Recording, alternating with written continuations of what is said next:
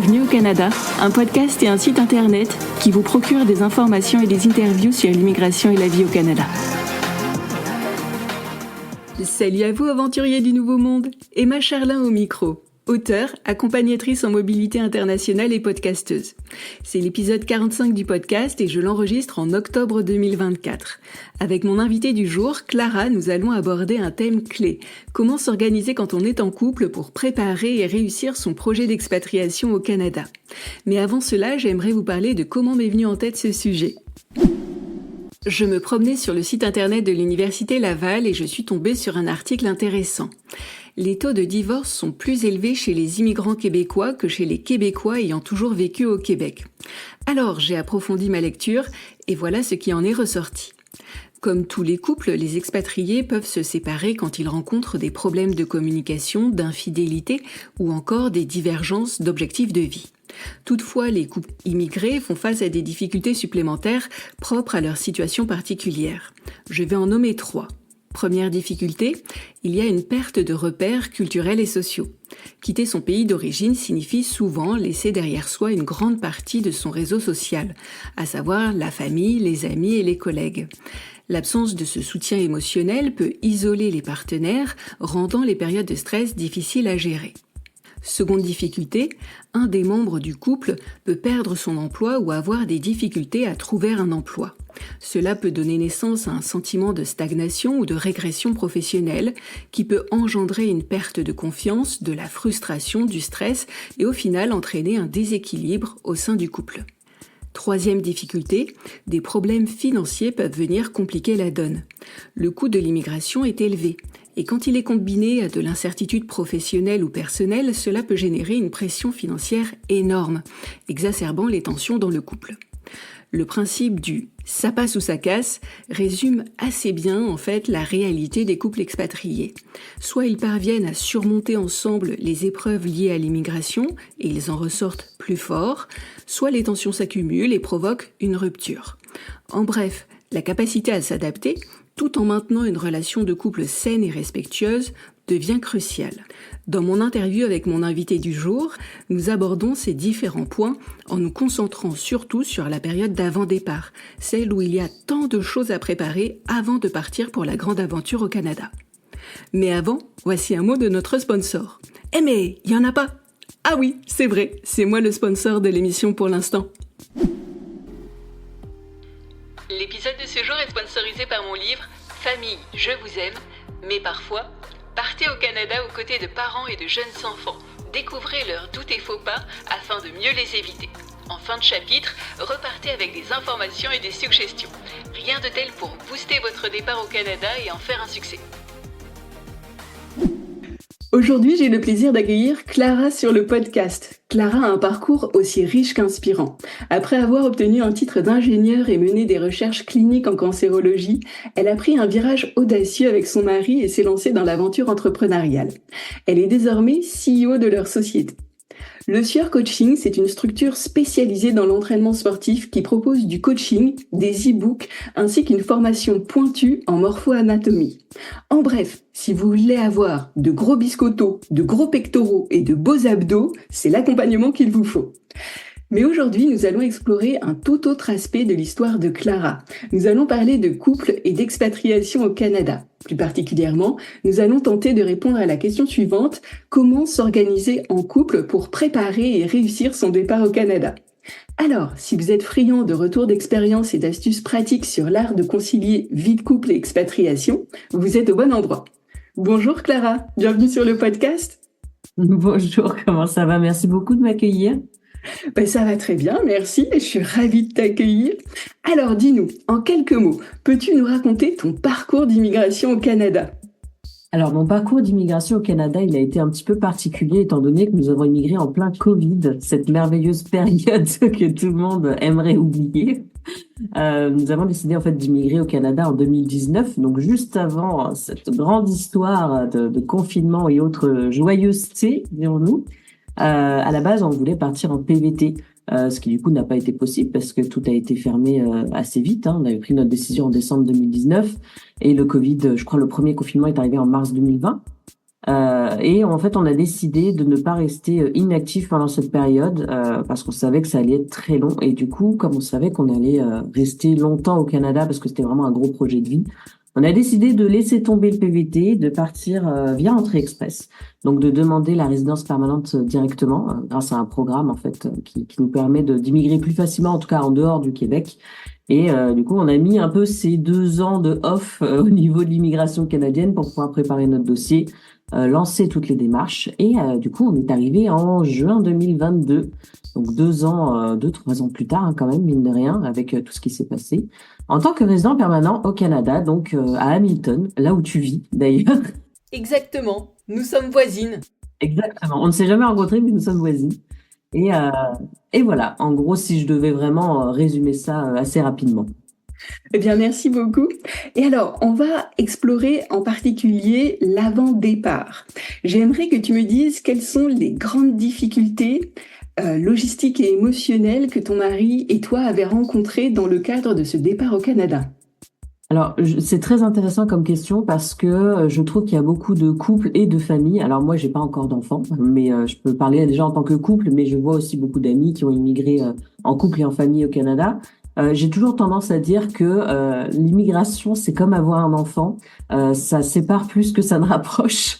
Et souvent, on voit le côté très glamour. Ouah, je vais partir avec mon chéri à l'autre bout du monde, ou avec mon mari, avec mes enfants, ça va être incroyable. Alors oui, c'est incroyable quand même, hein, on va pas parler que de négatif, mais ça va aussi mettre votre couple à rude épreuve. Donc pour moi, il est quand même fondamental d'avoir une très très bonne communication avec son partenaire, d'être sûr de vouloir les mêmes choses, qu'il n'y ait pas de déséquilibre en termes d'objectifs et d'envie. Parce que je connais énormément de couples qui se sont séparés suite à leur immigration au Canada, parce que ça a vraiment révélé des choses chez eux, des failles, un petit peu des faiblesses au sein de leur couple. Donc pour moi, c'était vraiment ce côté-là. Avec mon mari, on a la chance d'avoir une très très bonne communication. Et c'est vrai qu'on se ressemble sur beaucoup de choses. Donc c'est quelque chose, malgré qu'on ait pris la décision un peu sur un coup de tête quand même, de partir au Canada. C'est vrai qu'on a un peu la même vision de notre avenir en termes personnels et professionnels. Et c'est vrai que du coup, on s'est pas tellement confronté à des difficultés, en tout cas au sein de notre couple. On n'a pas tellement eu de disputes ni quoi que ce soit. Après, il faut savoir que dans notre couple, je pense comme dans la majorité des couples, c'est plutôt moi qui gère l'aspect logistique. Et j'ai vraiment eu l'impression de créer le projet, même s'il était au courant, évidemment, et que j'ai pris sa petite main là avec sa petite valise et que je l'ai pris avec moi à l'aéroport. Donc vraiment, il m'a suivi, voilà, il m'a fait confiance. Et est-ce que c'était une manière de fonctionner? Peut-être, en tout cas, c'était la nôtre. Ça a très bien fonctionné de ce côté-là. Je pense que les plus grosses difficultés, voilà, c'est vraiment être en phase avec ce qu'on attend chacun de notre côté, parce que oui, c'est un couple, mais faut pas oublier qu'on est deux personnes indépendantes avec chacun ses désirs et ses ambitions, et ça, faut pas l'oublier, hein, même dans la vie de tous les jours, sans parler d'expatriation ou d'immigration, et puis surtout partager ses angoisses, ne pas avoir peur, partager ses angoisses, et surtout ne pas avoir peur de dire que parfois on ne sait pas, qu'on ne contrôle pas, et qu'on a beau avoir un plan bien établi, parfois il faut accepter de lâcher du lest, et ça peut être difficile pour l'un et pour l'autre, mais parfois se regarder et se dire je ne sais pas, ça fait du bien. Merci beaucoup pour ton partage. Alors moi aussi, je vais partager un petit peu les difficultés peut-être que mon mari et moi nous avons rencontrées.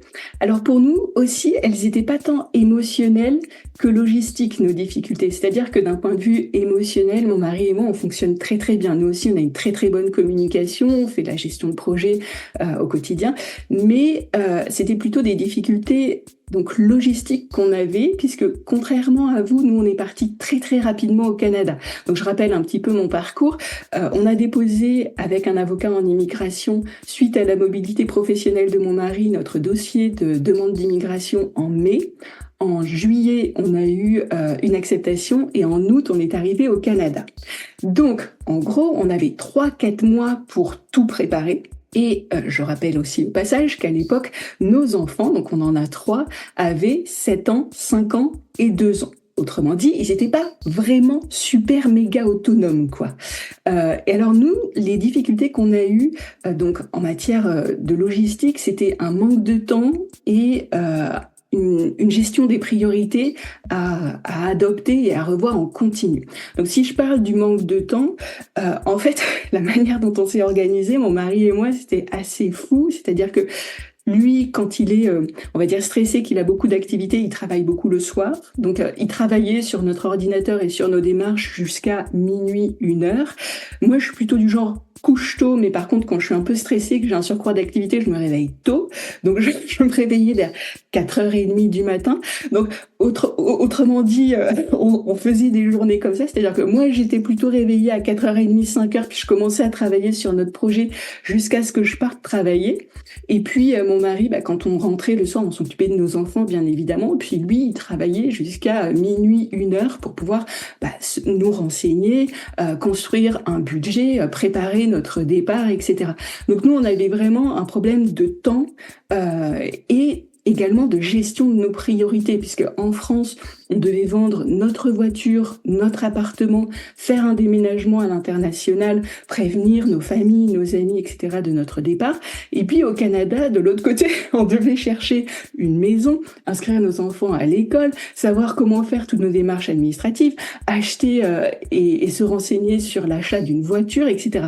Donc on avait des problèmes de gestion de priorité et de manque de temps. Mais autrement que cela, au niveau émotionnel pur, ça s'est plutôt bien passé.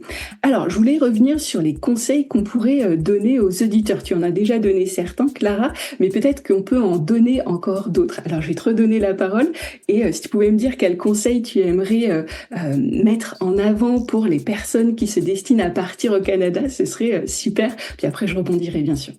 Alors, c'est assez paradoxal. En fait, j'ai toujours l'impression d'être un peu hypocrite quand je donne ce genre de conseils parce que je dis toujours, renseignez-vous bien, organisez-vous, alors que nous, c'est absolument pas ce qu'on a fait. C'est-à-dire qu'on n'avait jamais mis un pied au Canada, déjà de base. On a pris un peu la décision sur un coup de tête. Alors oui, on s'était un peu renseigné, mais c'était beaucoup à base de vlogs, de choses comme ça.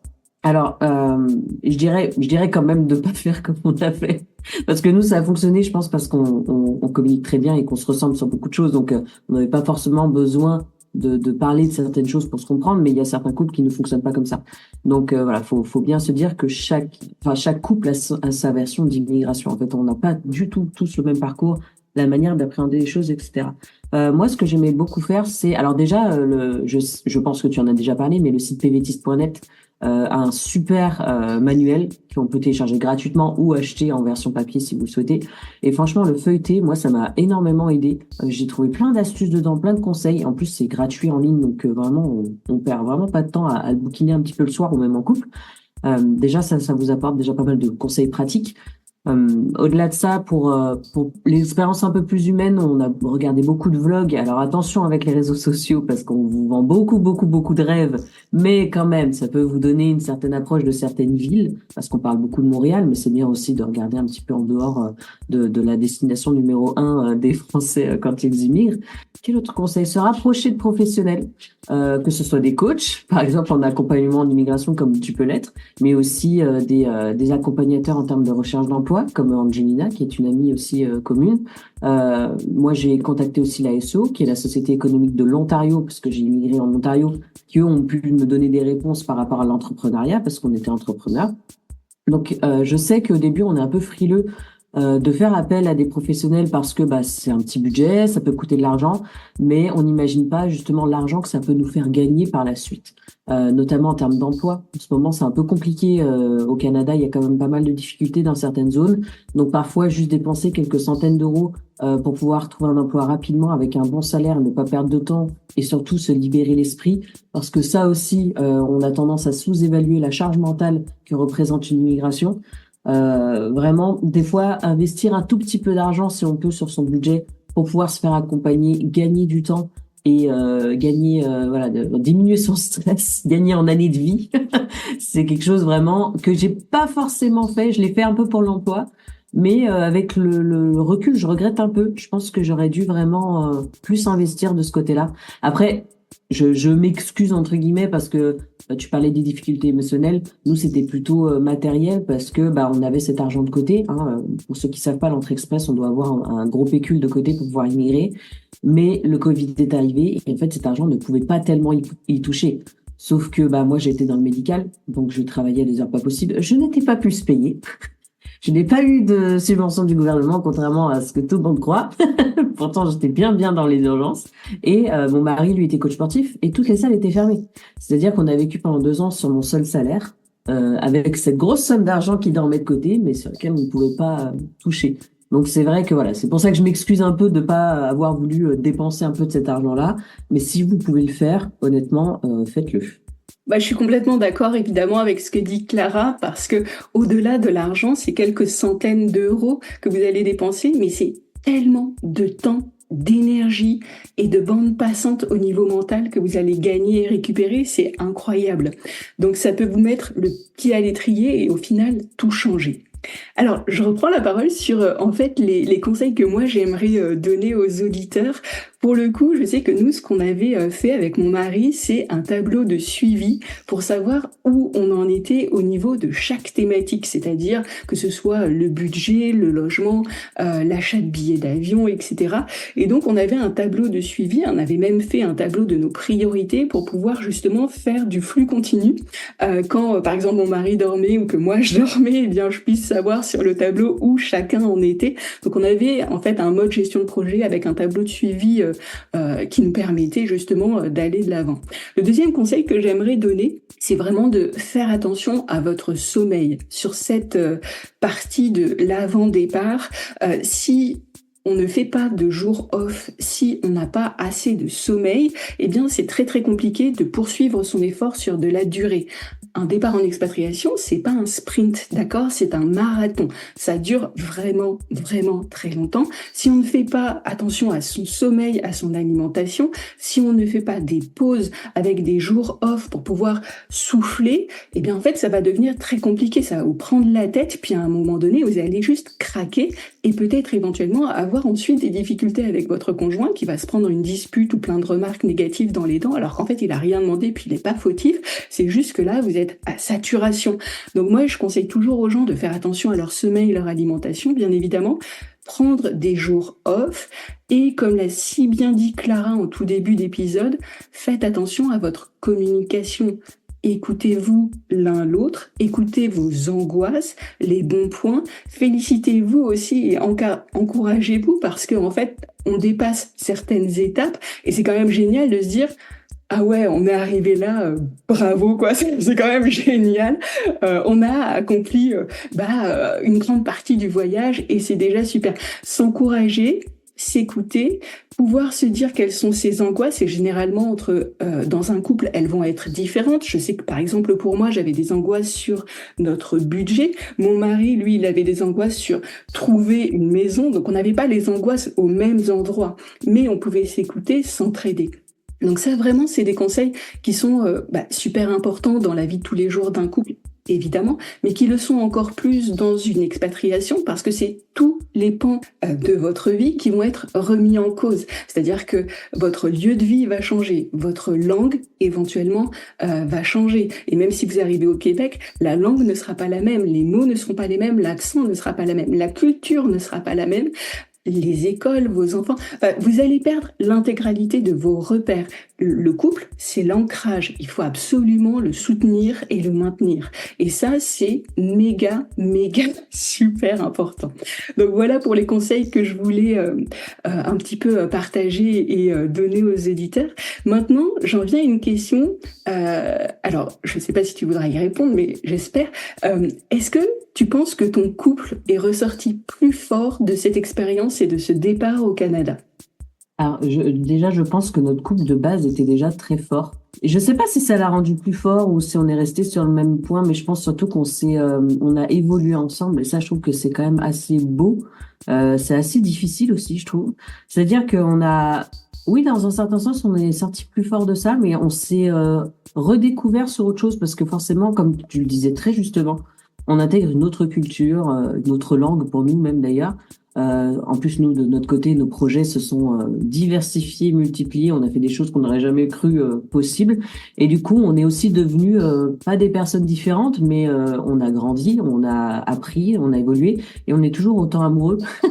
Et en fait, j'ai l'impression que c'est un peu aussi, en plus de tomber amoureux de ce pays-là, on retombe encore et toujours amoureux de l'un l'autre et de ce qu'on devient.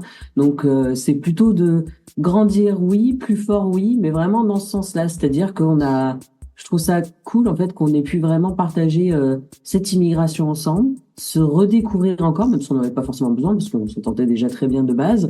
Mais pour nous, pour le coup, ça a été une vraie réussite. Vraiment. J'ai découvert vraiment l'esprit entrepreneur de mon mari. Je me suis découvert aussi un esprit entrepreneur qui n'était pas du tout présent avant. Et en plus, vraiment, je rejoins tout ce que tu dis parce que le fait aussi de se féliciter de nos réussites, tout ça, c'est hyper important. Mais ça rejoint encore et toujours la communication finalement. Voilà. Après, j'ai bien conscience qu'on a eu une immigration euh, idéale. Vraiment, on a eu. Oui, il y a de l'organisation, mais il y a aussi un peu de chance, hein. Là-dedans, on va pas se mentir, il y a des opportunités, etc. Donc voilà, je vais pas non plus vous vendre le rêve de mon Dieu, votre couple il va sortir incroyable de l'immigration parce que ça va pas être le cas de tout le monde. Mais je veux vous montrer aussi que c'est possible et que ça peut être très bien réussi et très beau. Je suis complètement d'accord avec toi. C'est-à-dire que moi, j'ai à peu près la même expérience que la tienne, dans le sens où notre couple, en fait, est devenu beaucoup plus fort encore après l'expatriation au Canada. Alors, de fait, nous, on avait déjà eu pas mal d'aventures, dans le sens où avec 3 enfants, quand on se marie, déjà, c'est une super belle étape. Quand on a des enfants, c'est une autre étape. On change, on grandit. Et quand on part en expatriation, c'est encore une autre étape et c'est un chamboule-tout, surtout. Maintenant, comme le disait Clara, le chamboule-tout, il peut être très dangereux pour les couples qui sont fragiles.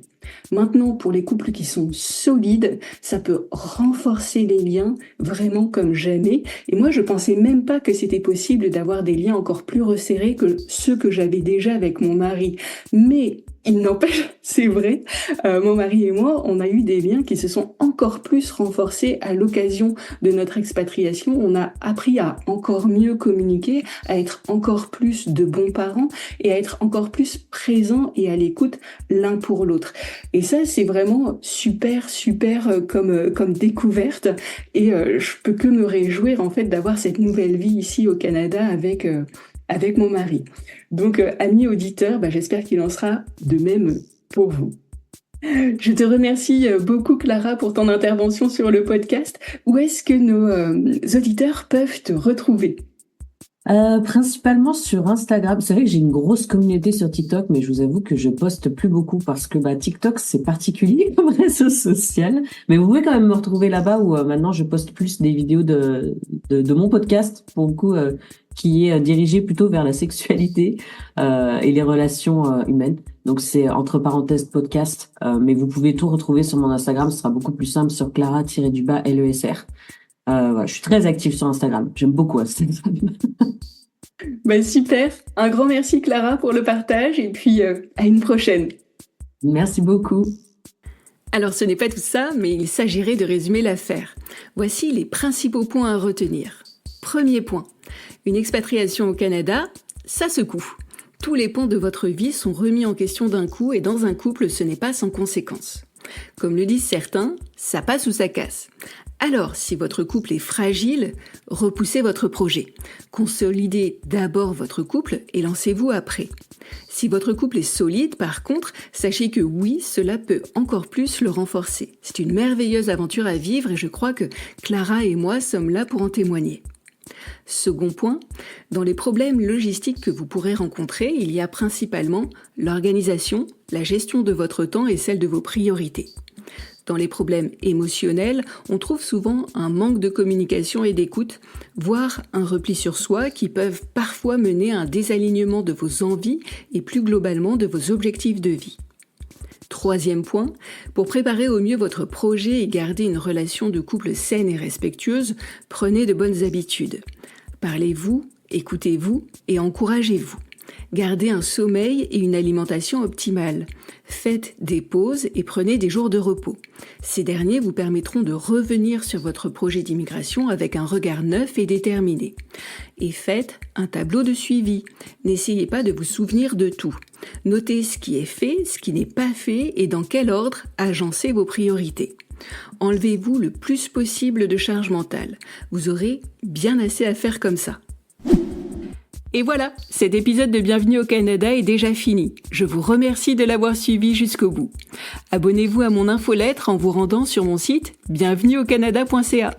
2 fois par mois, je vous donnerai des infos et des cadeaux. En prime, vous recevrez un livret comprenant 67 astuces à connaître sur le Canada.